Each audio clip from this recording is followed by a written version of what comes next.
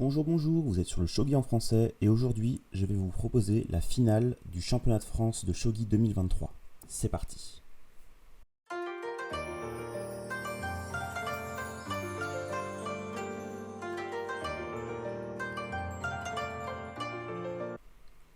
Donc cette finale oppose Clément Flao qui joue Sente contre Bouillot Quentin qui joue Goté.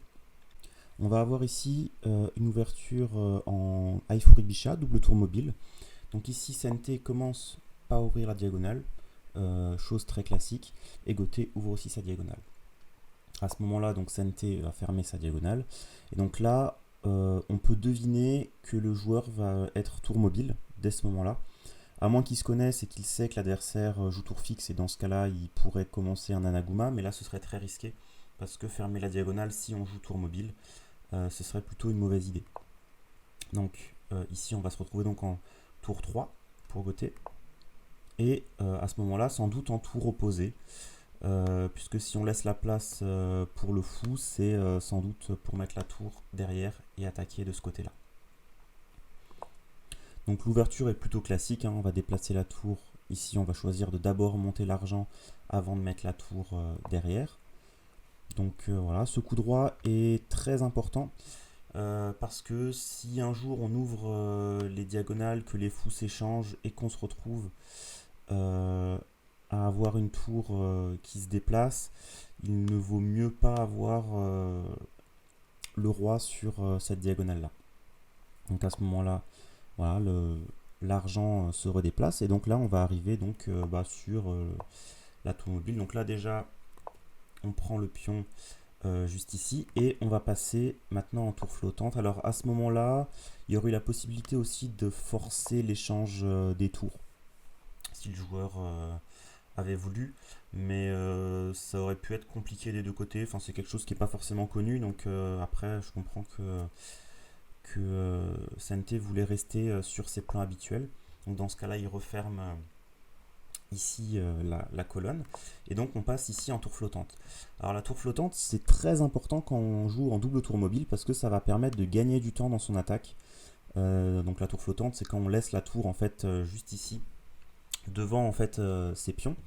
Et l'intérêt, c'est voilà, en effet, quand l'adversaire va choisir d'attaquer, peu importe de quel côté en fait, ben nous on va défendre avec la tour et du coup un pion, et dans ce cas-là l'adversaire ne pourra pas reprendre immédiatement, ou alors il aura besoin forcément d'avoir un général plus la tour pour attaquer, ou la tour plus le fou, et donc ça va être un gain de temps pour la défense à ce niveau-là.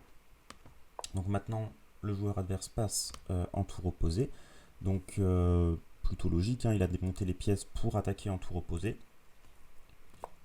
Et maintenant là, on va passer en minot. Alors il y a plusieurs possibilités à ce moment-là, maintenant qu'on sait que le joueur adverse joue en tour opposé.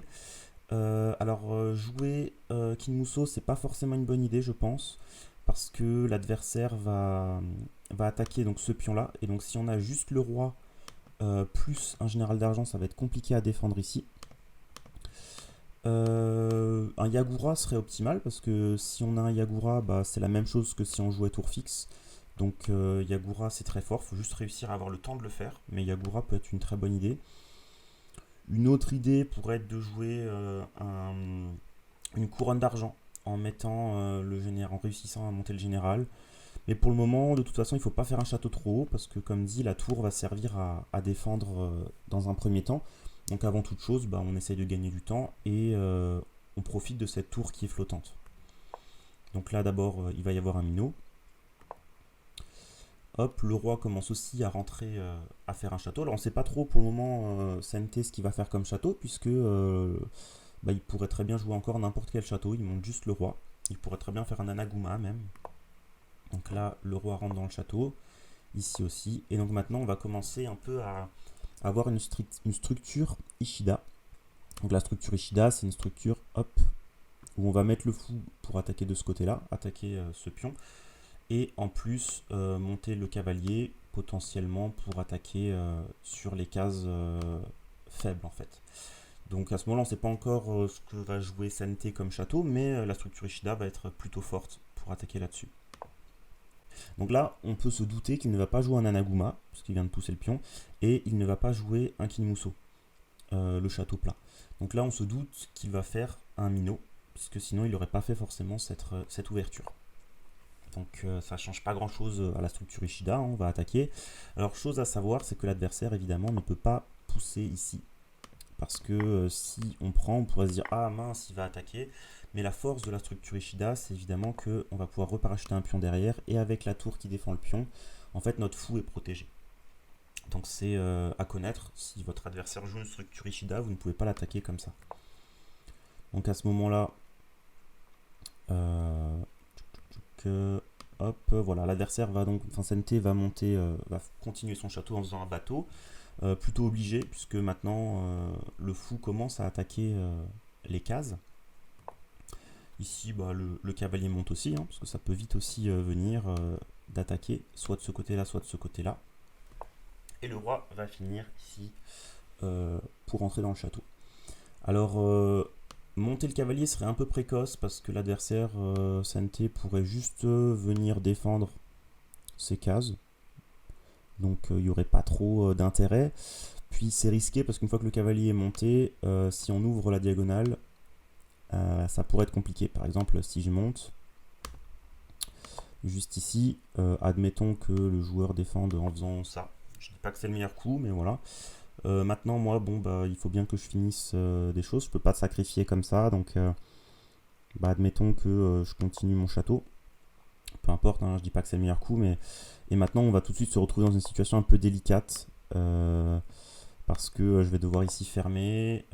Ça va être commencer à être peut-être compliqué comme structure. À tout moment, le joueur pourra pousser ce pion. Donc, ça va être un peu compliqué. Donc, le cavalier là, c'est un peu trop tôt. Donc on va d'abord continuer un peu son château, à monter les pièces. Il faut de toute façon pour attaquer maintenant, il faudra essayer de monter un général d'argent, soit par là pour avoir la possibilité d'attaquer les pions. À ce moment-là, Sente choisit d'ouvrir sa diagonale, donc il faut faire attention de nouveau pour deux choses. Alors le cavalier maintenant, on peut plus trop le bouger, il est cloué, il y a la lance juste derrière. Et en plus maintenant il peut commencer à peut-être rentrer son argent soit de ce côté-là pour attaquer le château, soit de l'autre côté pour aller attaquer notre tour. Donc il a vraiment plusieurs possibilités. À ce moment-là, nous, il faut qu'on soit aussi dynamique en tant que Gothé. Donc finir le château serait un peu trop tôt, sachant qu'on peut toujours avoir l'idée d'avoir le général qui va défendre le cavalier, en fait. Ça peut être une idée si jamais on veut que la tour se déplace et que l'argent se déplace.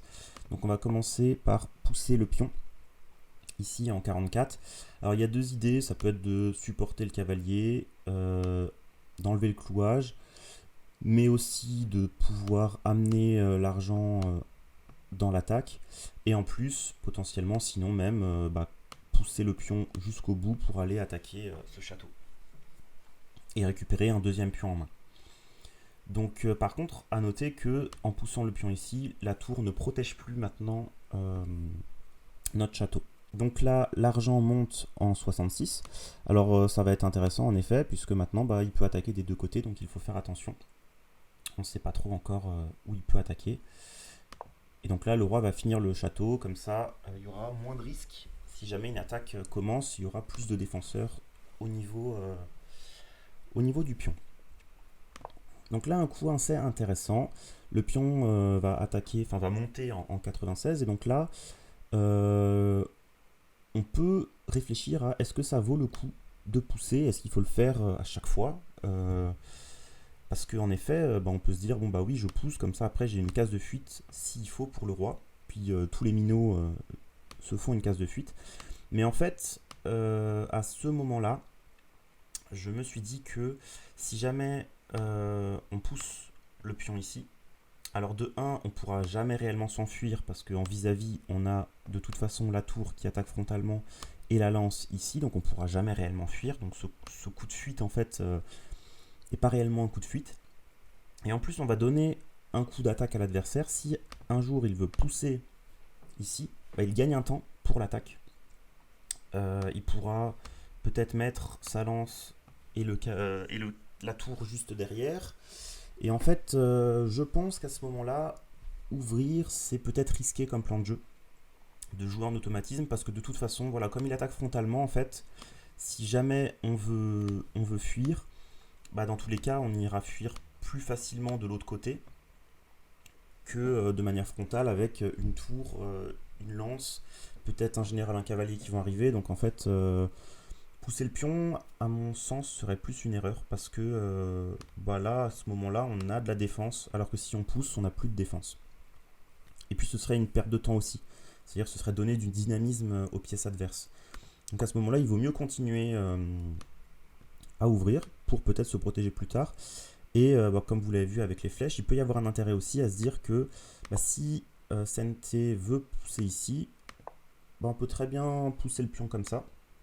Alors si Sente part de l'autre côté, il va être bloqué pour pousser son pion, donc il va être obligé de repartir en arrière.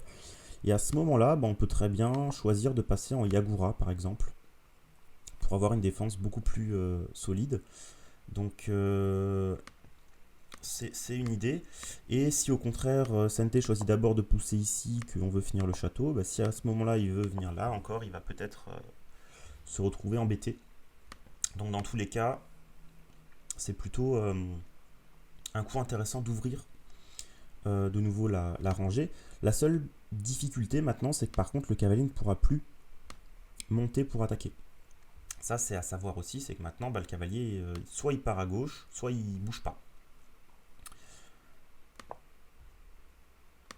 Hop, donc en réponse, Sente va finir son château, hein, il était temps. Donc là, il finit en montant le général d'argent. Et là, donc un coup, on va chercher un pion, en fait, ici. Alors, il y a deux idées à ça. De un, c'est récupérer un pion.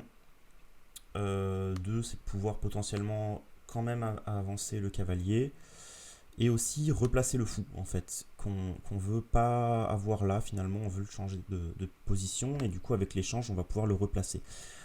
Un défaut à faire ce coup-là, c'est que, bah, vous allez voir, après la prise ici, on libère maintenant la case pour passer en haut minot, et donc défendre encore mieux frontalement l'attaque, donc ça peut être aussi contraignant. À ce moment-là, le fou prend, et le général va maintenant monter ici. Donc en fait, voilà, le château est donc beaucoup mieux protégé frontalement maintenant grâce à cet échange. Le fou, donc on avait dit qu'on voulait le replacer, donc on le met en 24.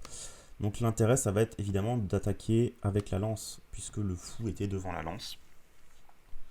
Mais il va falloir quand même faire attention. Alors pour le moment, le cavalier défend, mais avec un général d'argent ou d'or, ça peut vite faire des fourchettes. Donc il faut quand même faire attention si on fait des échanges.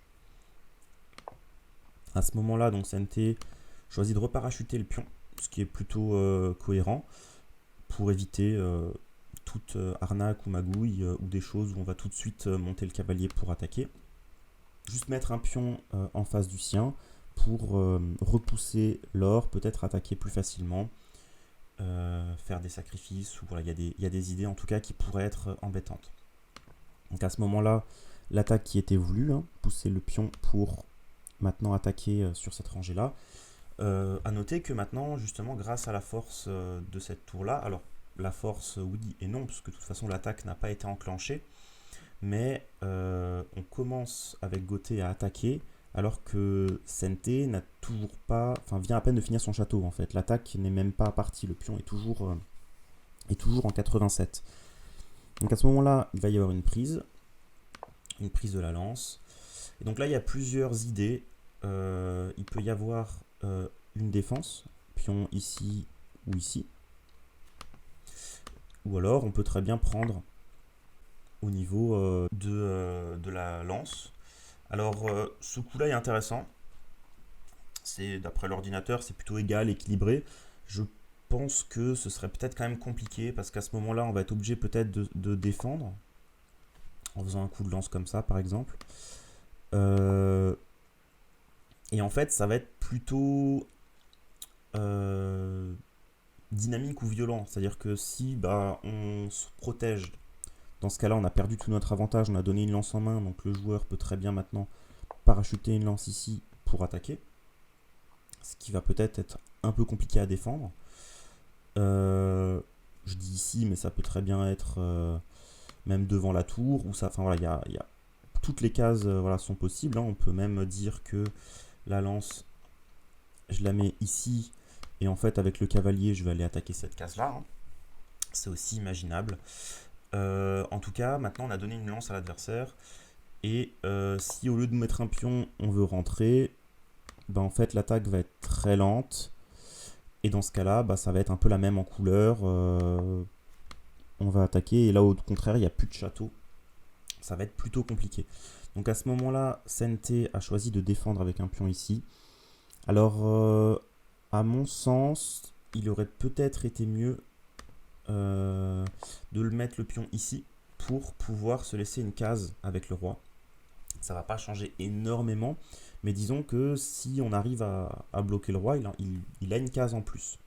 La possibilité aussi de mettre la lance et peut-être de rentrer le roi. Enfin voilà, il y a plus de cases. Alors que là, bah, le roi maintenant n'a plus de case de fuite. Aucune, il ne peut plus partir là. Enfin, il pourra repartir de l'autre côté, mais admettons que l'autre côté soit bloqué, il va complètement être saucissonné ou maté. En tout cas, c'est l'idée qu'on va essayer de mettre en place. C'est pour ça que le pion était peut-être mieux une case plus loin. Donc là maintenant c'est le moment un peu d'amener les pièces en attaque, hein. Il faut essayer d'attaquer soit ce pion-ci, soit voilà, d'essayer de rajouter de l'attaque. Et donc pareil, le joueur va attaquer Sente de ce côté-là. Alors voilà, justement maintenant comme le pion n'est pas poussé, alors il y a la tour flottante, ça va être très compliqué avec cavalier plus lance de défendre aussi ici, enfin d'attaquer pardon. Donc là-dessus l'attaque latérale va être plutôt compliquée. Il faudrait plutôt, je pense, chercher à attaquer frontalement, mais bon, c'est vrai qu'avec la tour flottante, ça peut être compliqué. Donc là maintenant, l'argent va monter pour attaquer. Alors possibilité aussi d'attaquer comme ça, hein, en montant, en échangeant les généraux d'argent. Ici donc, Sente va fermer pour que le général d'argent ne puisse pas ici monter à aucun moment. Par contre, en libérant cette case-là, maintenant, le fou va pouvoir venir rentrer dans le château si on commence à ouvrir cette diagonale. Donc il faudra faire attention à ça. À ce moment-là, donc le général monte. Alors il y a plusieurs possibilités. On aurait très bien pu choisir de mettre tout de suite un pion pour ouvrir. Mais mettre une pièce en plus en attaque, c'est plutôt intéressant aussi, sachant qu'on va pouvoir peut-être attaquer de ce côté-là. Si on parachute un pion devant, on pourra attaquer par là. Enfin, il y a encore plusieurs possibilités à ce moment-là. Donc là, le général d'argent va monter pour défendre cette case-là. Alors je pense que c'était mieux de le reculer en défense de l'autre côté, parce qu'à ce moment-là, si vraiment on veut être dérangeant, on pourrait très bien juste pousser ici. Et du coup, après reculer, bah là, typiquement, voilà, on aurait juste perdu ça. Alors attention quand même, parce qu'on libère une case dans le château. Ça peut faire une fourchette avec les généraux, s'il y a un cavalier. Faut faire attention.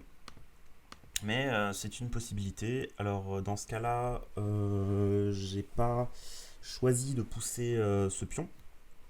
Parce que justement, je trouvais que ça pouvait créer du contre-jeu et j'avais pas envie d'offrir cette possibilité. Je voulais garder la tour qui défendait aussi au besoin. Donc en fait, j'ai simplement choisi de mettre un pion devant pour attaquer. Donc à ce moment-là, la possibilité de prendre, dans ce cas-là, je peux soit prendre ici, soit remettre simplement un pion devant avant de prendre. Vu que l'avantage de cette manœuvre, c'est qu'on a quand même 2 pions en main, 3 maintenant, mais j'en parachute un, donc il n'y en a plus que 2. Donc là, il y a plusieurs possibilités. Maintenant, on défend en poussant le pion en 36. Alors, ça va être assez calculatoire à ce moment-là. Il y a plein de possibilités. On peut prendre le pion ici, on peut prendre le pion ici, on peut prendre le pion ici. Voilà, il y a pas mal d'idées. Alors, selon l'ordinateur, le prendre ici, c'était plus intéressant. Mais à ce moment-là, j'ai eu peur en fait d'un coup inexistant. J'ai calculé et puis j'ai eu peur. Je me suis dit qu'en fait là-dessus, il pouvait y avoir des choses gênantes. Par exemple, mais en fait ça ne marche pas. Mais j'avais imaginé des parachutages comme ceci, qui pouvaient être dérangeants. Mais en fait, il y a le cavalier qui défend, donc en l'occurrence, ça marche pas. Euh, donc à ce moment-là, c'est pour ça, j'ai plutôt choisi de prendre de ce côté-là pour essayer de libérer mon fou, pour pouvoir rentrer à tout moment. Mais finalement, ce qui est même moins bon, ça rééquilibre un peu le jeu, puisque là, si Sente veut, il peut déjà faire cette fourchette. Alors je dis pas que c'est le meilleur coup, hein, parce que s'il y a la fourchette, ça peut quand même être compliqué en termes de matos. Hein. Paf, admettons. Et dans ce cas-là, on pourrait rentrer. Et donc là, c'est quand même compliqué. Il n'y a plus de château. Alors, et on a 3 généraux en main. On n'a plus de généraux, enfin, on n'a plus de tours, mais disons que pour attaquer, ça va être pas mal, sachant que l'adversaire n'a rien pour défendre. Donc si là il choisit de ne pas rendre la tour, on pourra déjà récupérer le cavalier. On pourra aussi choisir finalement de faire un échec ici pour obliger de nouveau à déplacer les pièces adverses. Enfin, ça peut être compliqué. Donc je comprends que l'adversaire ait choisi de jouer autrement. Donc à ce moment-là, après la prise, pion, et donc le général se déplace. Mais il faut quand même vite faire un choix parce que si on fait rien, ben, on va se prendre cette fourchette. Donc là, l'idée, ça va être de promouvoir le pion en token pour pouvoir justement déplacer cette pièce juste là. Donc maintenant, après la prise, donc il y aurait toujours pu avoir hein, le parachutage d'argent, mais maintenant on peut récupérer une pièce.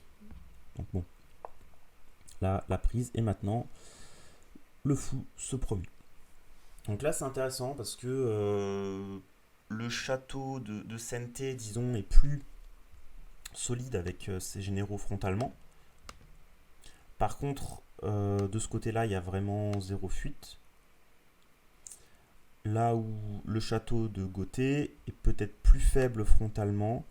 Sur le côté, on va dire qu'il est plus solide, mais il faudrait finir avec ce général d'or, parce que pour le moment, le général d'or n'étant pas encore dans le château, ça peut quand même être plus faible. Il y a peut-être une case de fuite ici, mais c'est pas non plus une grosse fuite, hein, parce que bah, si après le pion commence à avancer, ça peut être compliqué. Donc les châteaux, ça peut encore vite tourner des deux côtés. En termes de matériel, c'est plutôt égal, malgré tout, Gauthier a un fou promu.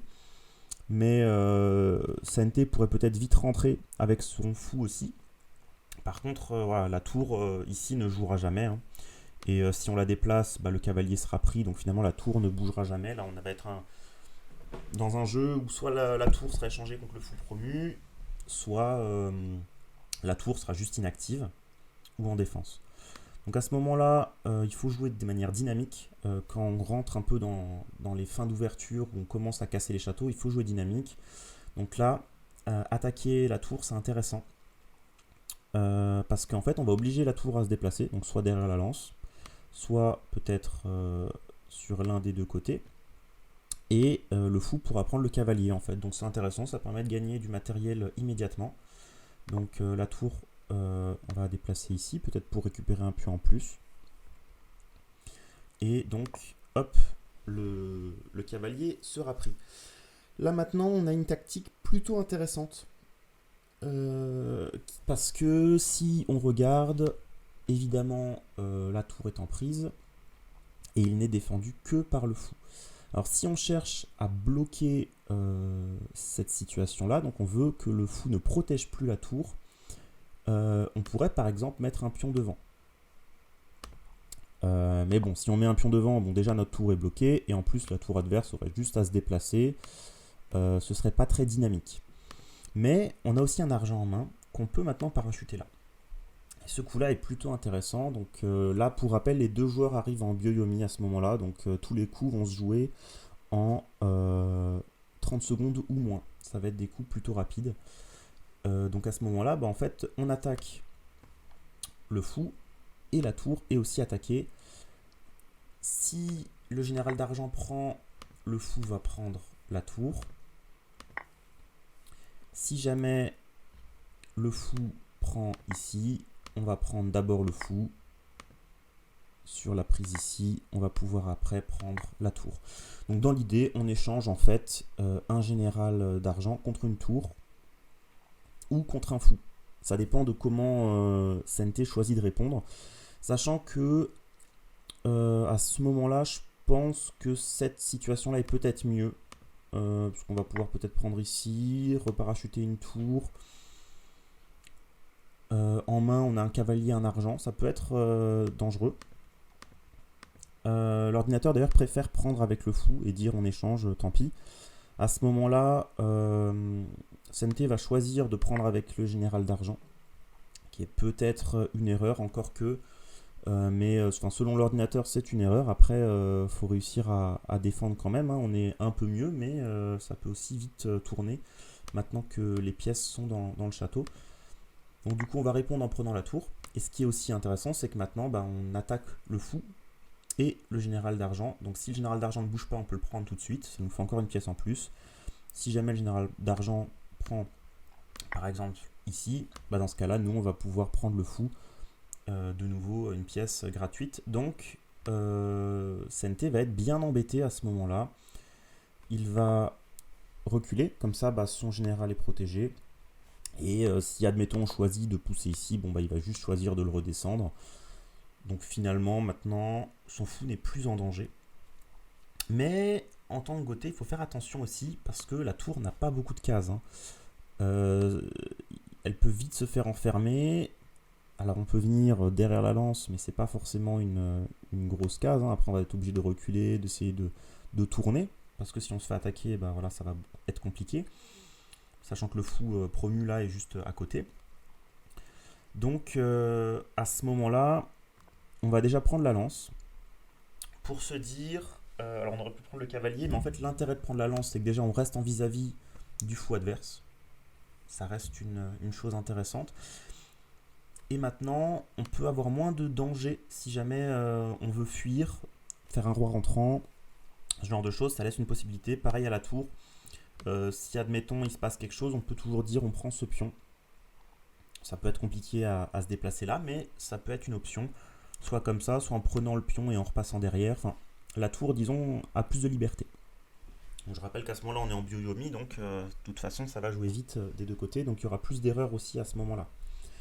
Ici, donc le fou a pris la lance, et donc le général d'argent va défendre, va redescendre peut-être pour attaquer la tour. Donc là, la tour va choisir de prendre le pion, hein, comme dit, pour essayer peut-être de repasser par derrière, soit rentrer, soit prendre le pion.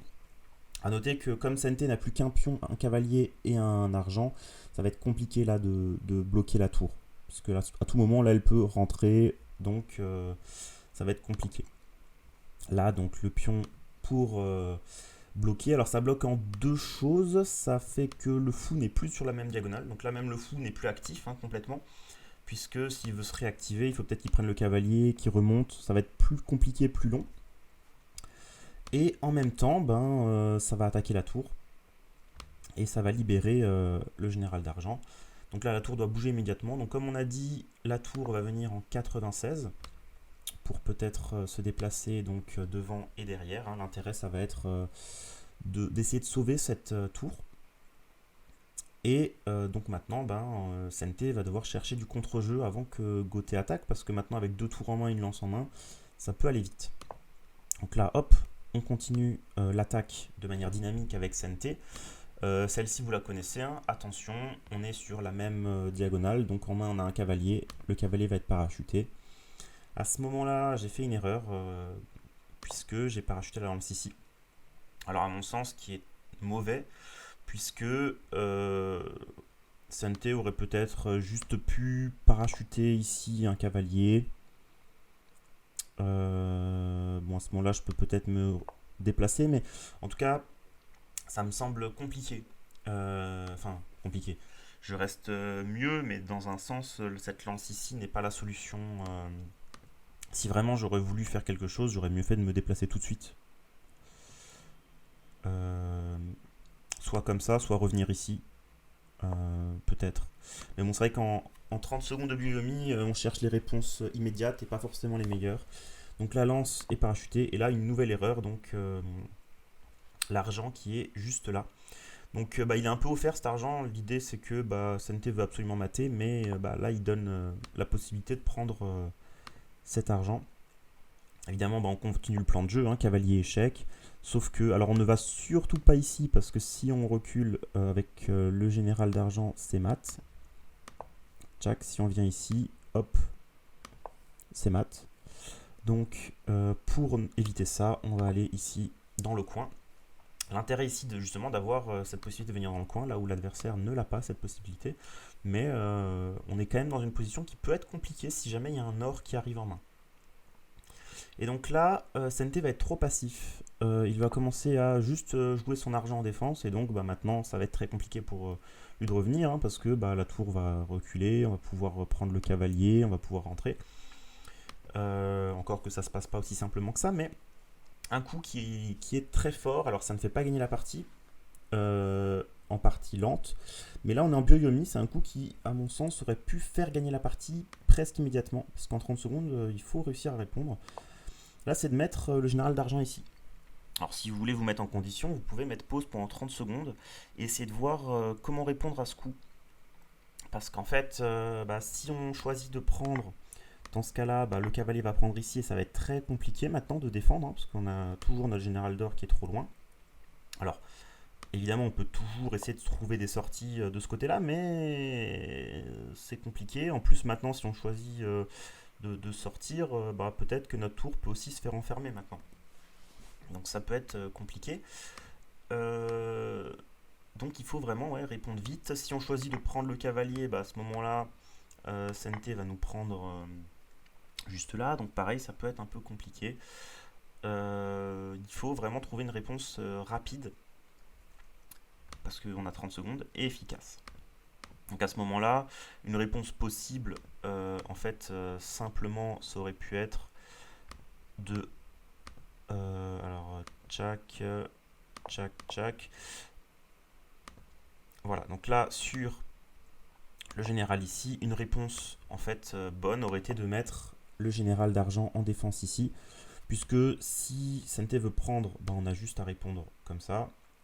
Et si Sente prend l'or, on peut prendre ici, et dans ce cas-là, on défend la structure. Alors c'est une défense pas énorme, mais mine de rien, ça permet de défendre tout ce qu'il faut, puis après prendre ce cavalier, petit à petit refermer les diagonales.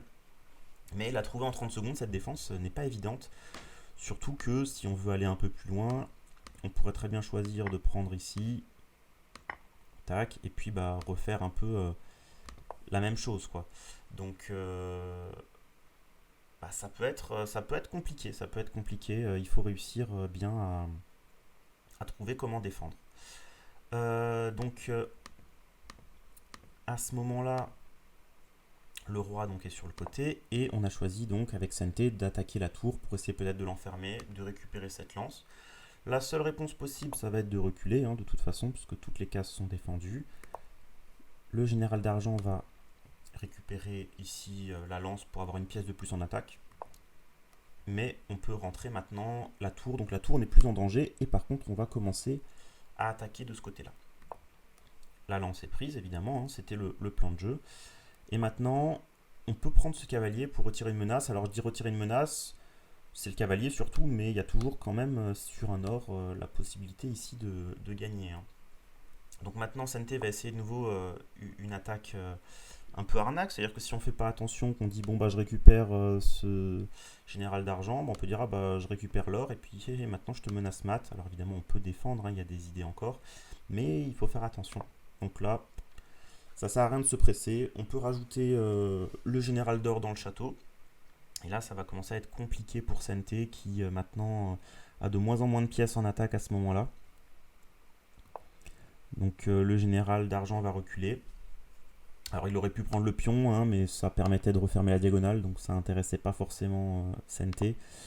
Mais à ce moment-là, donc on va juste repousser, histoire d'être sûr, le fou, parce qu'en effet, si après on veut attaquer et qu'on veut faire des sacrifices, s'il y a toujours la menace de mat en 1, ça peut être compliqué, donc au moins on retire le fou.